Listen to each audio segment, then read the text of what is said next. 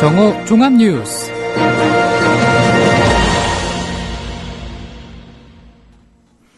(11월 19일) 국민라디오 정오 종합뉴스입니다. 먼저 오늘의 주요 뉴스입니다.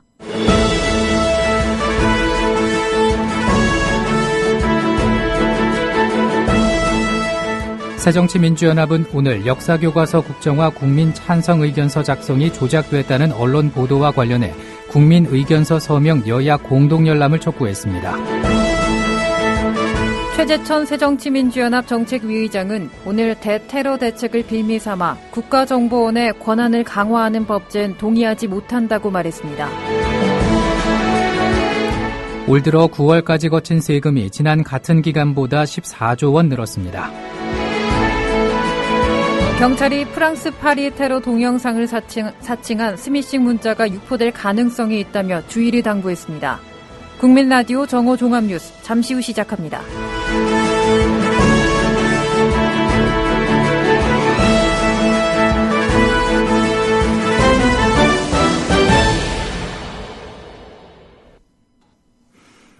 새정치민주연합은 오늘 역사교과서 국정화 국민 찬성 의견서 작성이 조작됐다는 언론 보도와 관련해서 국민 의견서 서명 여야 공동열람을 촉구했습니다.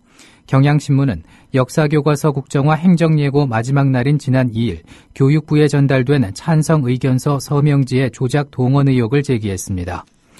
서울의 한 인쇄소에서 수만 장의 찬성 의견서 출력 인쇄 작업이 이루어져 2일 밤 정부 세종청사 교육부에 전달된 것으로 확인됐다는 것입니다.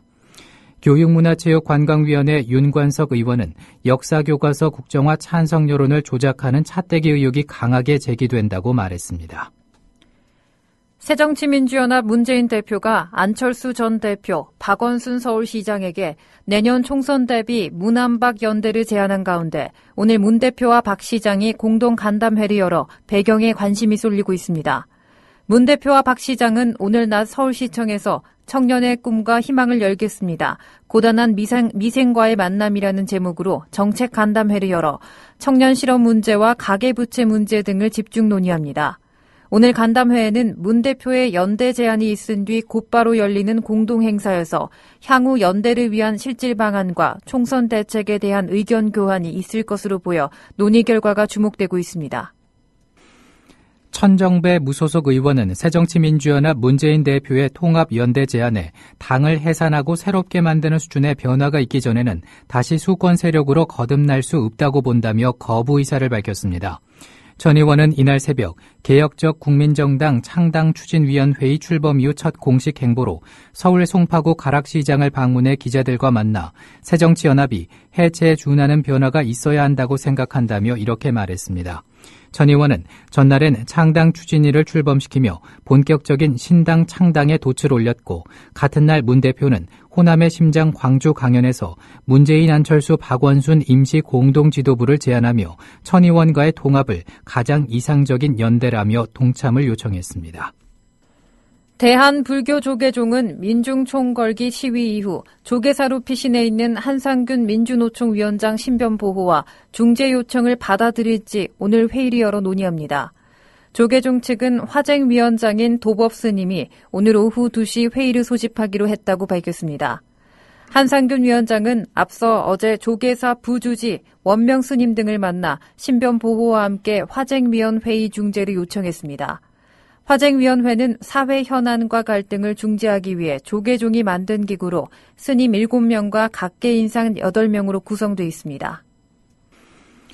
언론단체들이 지난 주말 있었던 민중총궐기 집회에서 경찰의 고의적이고 악의적인 취재진 진압이 있었다며 경찰청장의 사과와 책임자 처벌을 촉구했습니다.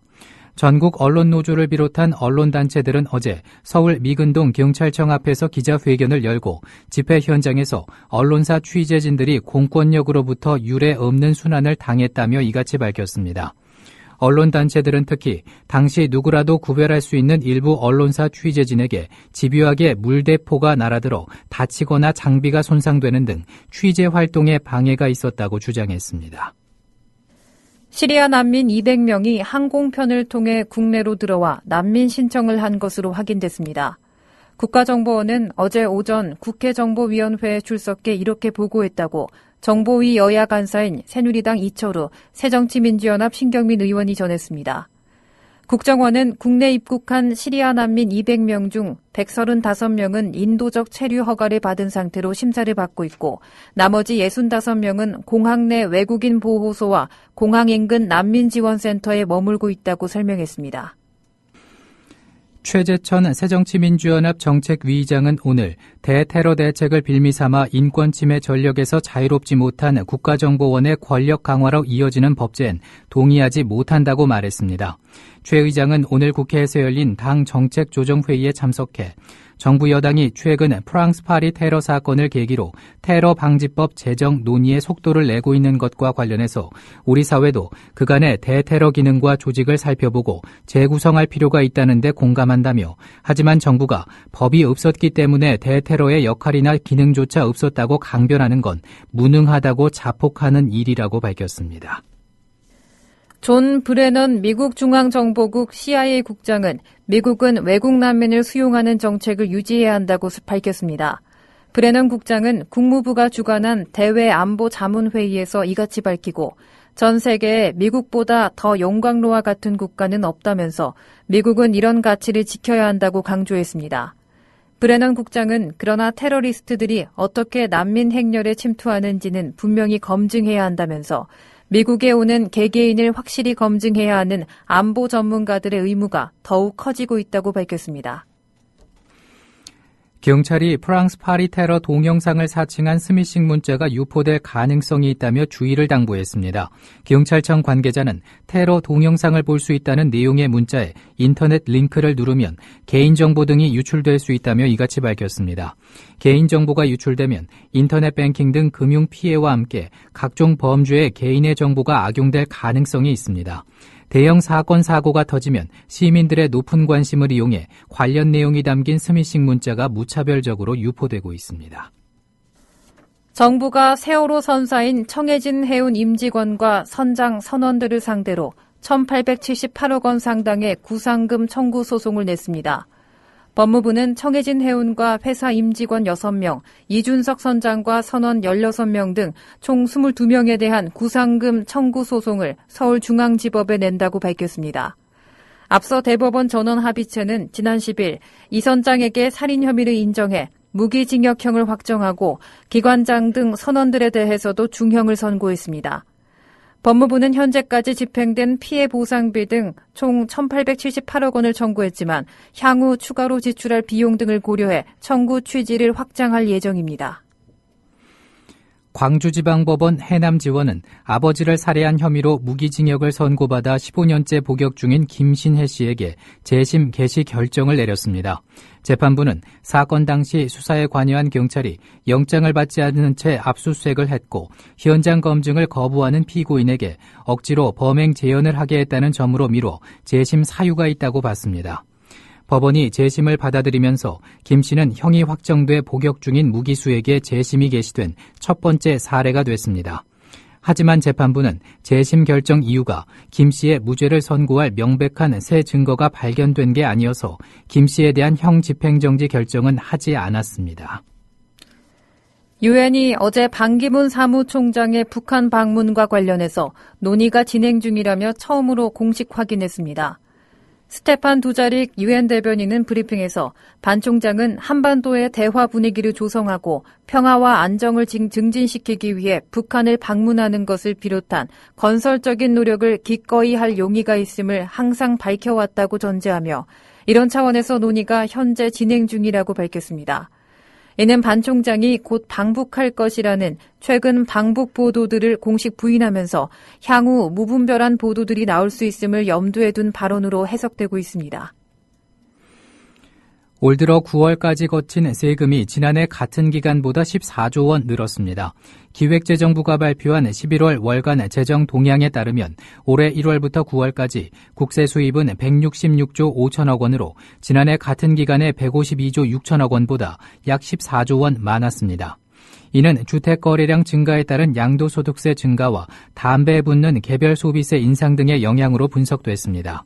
그러나 경기 부양을 위한 정부의 확장적 재정 정책으로 나라 살림살이를 보여주는 관리재정 수지 적자는 46조 3천억 원으로 불어났습니다.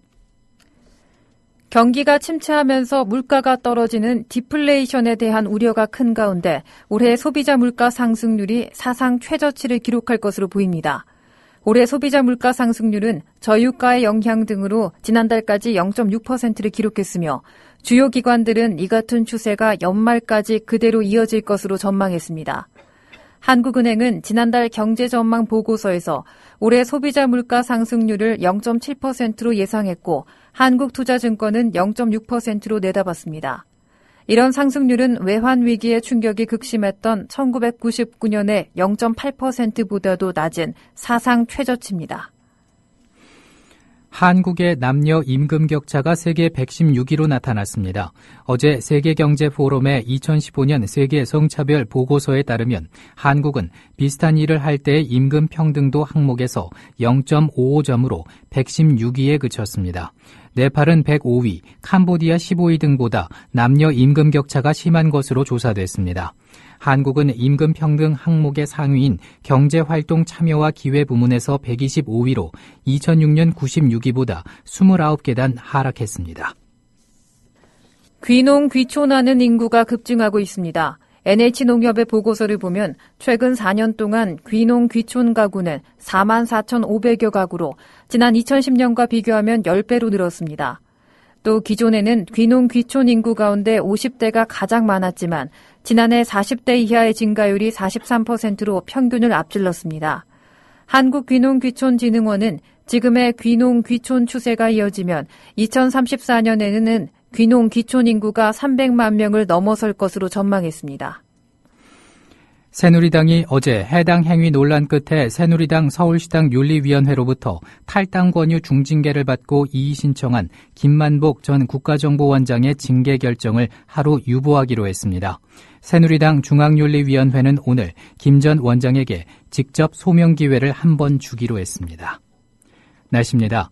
오늘은 전국에 구름이 많다가 점차 흐려져 중부지방과 전라남북도, 경북 북부는 밤부터 비가 오겠습니다.